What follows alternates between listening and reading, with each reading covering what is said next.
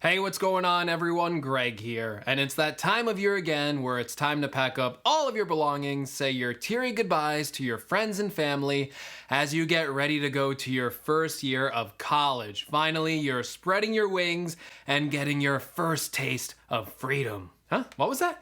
Give me that. What does this say here? Oh, they might not be having school this year. Oh, it's getting worse? Harvard is charging how much? For online courses? Well, anyway, even if you're stuck at home for your first school semester, you still need a laptop, maybe more than ever, to get your work done. And let's face it, you have good taste, so you want a MacBook. Well, you came to the right place.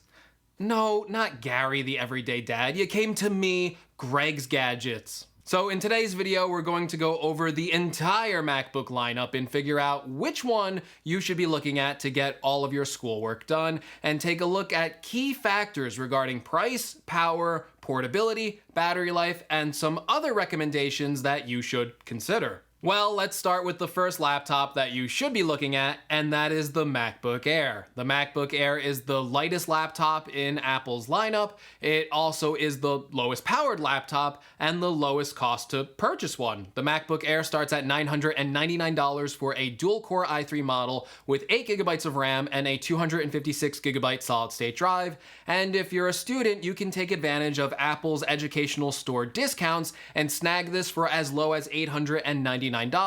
And you also get a free pair of AirPods on top of that, the perfect wireless earbud companion for those late night lo-fi hip-hop study sessions. By the way, there's education discounts from the Apple Store for almost every Mac and iPad, so be sure no matter what model you pick up, try and take advantage of this education discount. Now, the entry-level model of the MacBook Air is a perfect laptop for most students. The Air fits tasks that are best left to something with lower power. So typing up an essay, creating spreadsheets, keynote presentations, accessing your online course catalog, email, researching on the web, and for some downtime activities as well, like listening to music, accessing all of your social media, and watching, of course, YouTube, and I guess Netflix. And a primary reason why you might be looking at this MacBook Air instead of a Windows laptop or a Chromebook is because you already have an iPhone, and the Air is the cheapest laptop to get into that Apple ecosystem. That means all of your photos can be synced over iCloud, you can carry on message conversations from your phone,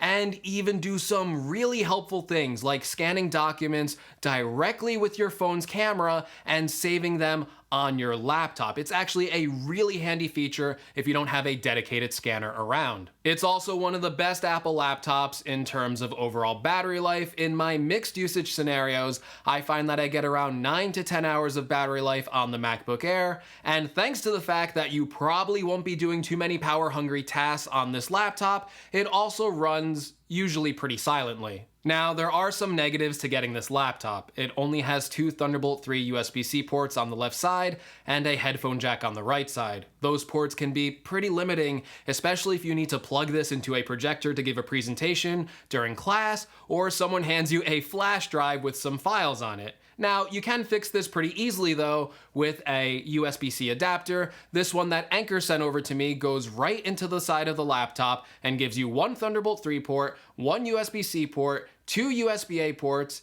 a SD card slot and a micro SD card slot, and an HDMI port. That should solve pretty much all of your external connection needs, and if you're interested in picking one up, I will leave an affiliate link down in the description below. Now again, the MacBook Air is not the most powerful laptop. There's upgrades you could go with if you think you're going to be running into some more power-hungry tasks, and it might be a safe bet if you plan on using this for the next 4+ years to spend the extra $100 to upgrade this from the dual-core i3 model to the quad-core i5 model, which should give you some more power not only for CPU gains, but also in terms of graphical performance as well, if you're interested in playing some lighter game titles on macOS. However, if you really want to step up in power, I would recommend this next laptop, and that is the entry-level 13-inch MacBook Pro. At first glance, this laptop looks very similar to what you would find with the MacBook Air. It's a similar footprint, similar weight, but packs significantly more power and some other benefits. This MacBook Pro retails for $1,299 and comes with the same 256GB SSD and 8GB of RAM.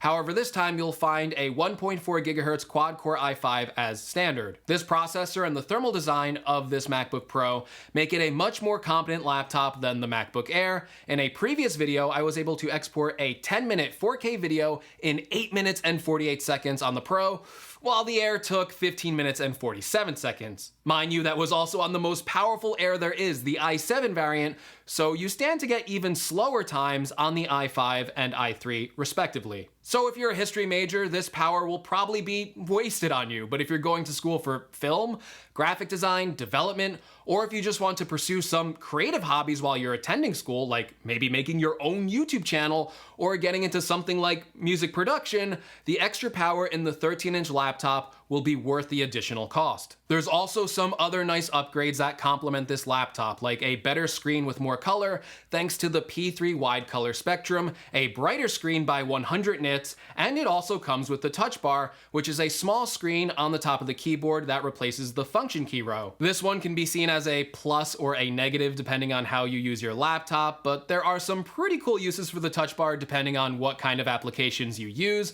but it's hit or miss. As for upgrades, some users might want to consider the additional $200 upgrade for 16GB of RAM. This will be helpful if you plan on using a lot of applications at once, or if you are using it for those more demanding tasks that I outlined before, like video editing, or if you're one of those monsters with 100 Chrome tabs open. Okay, let's be honest, you're gonna need at least 1,000 gigabytes if you want to have 100 Chrome tabs open. There's also the upgrade and kind of a downgrade pick of going for the higher end $1,799 MacBook Pro. The upgrade here is obvious. It has a faster processor, better integrated graphics, and 2 additional Thunderbolt 3 ports, making 4 ports in total. It also has better speakers and does come standard with a 512GB SSD and 16GB of RAM. However, I would not recommend this model to most students as it is quite expensive, and in my testing, I found this to be the worst laptop in terms of battery life, averaging around 5 to 6 hours. It was also the hottest during my mixed usage, and the fans could get quite loud under heavy load. I really only recommend this model if you're already upgrading the RAM and solid state drive on the lower end 13-inch, which would just put these computers about $100 apart. And if I just had to spend $100 extra, I guess I would rather have the extra CPU and GPU power, the 2 additional ports, and I would take a little bit of that sacrifice in battery life if I was picking out these laptops. And some of you are just gonna want the most powerful and portable MacBook Pro available, and that $1,799 version of the MacBook Pro is definitely the default option. Okay, that just leaves the Big Mac. The 16-inch MacBook Pro is the biggest of Apple's laptops, weighing in at 4.3 pounds and having the biggest footprint thanks to the large 16-inch display. It's also probably the laptop that isn't suited for most students, but there's definitely a use case for some of you out there. First of all, the big 16-inch display is beautiful. And while I don't think the extra 1.2 pounds is that big of a deal breaker for bringing it with you to class, the extra footprint size might be a little bit more awkward when you're placing this on your desk or you're studying it out at Starbucks. It's totally doable, but just not as portable of a solution as the MacBook Air or 13-inch MacBook Pro in my experience. It's also the most expensive laptop, starting in at $2,400 for the entry-level model, and maxing out at prices I probably shouldn't even mention in this video, although I guess it's only about 1/10 of your college tuition, even fully maxed. However, Apple's education discount here is pretty good, knocking $200 off the price, although just to warn you, I have seen it go for as low as $200 on Amazon. I'll leave an affiliate link in the description below in case the price is still there. This laptop really is meant for the most demanding of Mac power users who plan to use this laptop for way more than writing essays. It's for tasks like video editing, graphic design, and 3D modeling, not only thanks to the beefier 6 and 8 core processors and better thermal designs, but also thanks to the dedicated graphics cards, which even on the entry-level model, the 5300M does a way better job than anything you'll get with the integrated graphics on the 13-inch MacBook Pro. It's also pretty competent at playing a few games, not only on macOS, but by loading Windows onto this MacBook Pro through Boot Camp to play a large number of available Windows games. Although, please don't buy a Mac just for gaming, as you can do much better with the range of available Windows laptops out there at a lower price point. But if you do want to play some games on the Mac, the 16-inch is by far the best option. The 16-inch is also a great media laptop thanks to its larger size display, and those speakers are truly amazing and probably good enough to listen to at a small house party. Not that you should be partying. I mean, I didn't attend any parties in school and I turned out just fine, right? I turned out fine, right guys? The 16-inch, unlike the 4-port 13-inch, also has much better thermal management and battery life, putting it pretty much in line with what we would get on the MacBook Air of around 9 hours of mixed usage. If you can make the size work for you, I would honestly recommend getting the 16-inch over the 4-port 13-inch. It's just a much better laptop in my opinion, especially with that extra $200 education discount, but that's just my opinion, and it would be if I had to spend my own money. All in all, unlike previous years where I had to mention low starting storage or bad butterfly keyboards, thankfully this year I can safely look at pretty much every MacBook in this lineup and say it'll work for school, even at the base specifications. With that being said, you need to ultimately see not only which laptop will work for you, but what upgrades you should spend your money on, whether that's more storage to store large files like photos and videos, or more RAM for running more applications at once, or for more intensive programs like Final Cut Pro 10. The best and sound buying advice I can give you is to buy as much as you can afford now, because all of these laptops are not upgradable once you buy them. So if you're planning on buying them for the long haul and you know you'll need a 512 or 1 terabyte solid state drive in the future, then trust me and upgrade to this now rather than later, because you will face some major pain down the road. Overall, these laptops, whichever one you pick, should last you for your entire college career and on.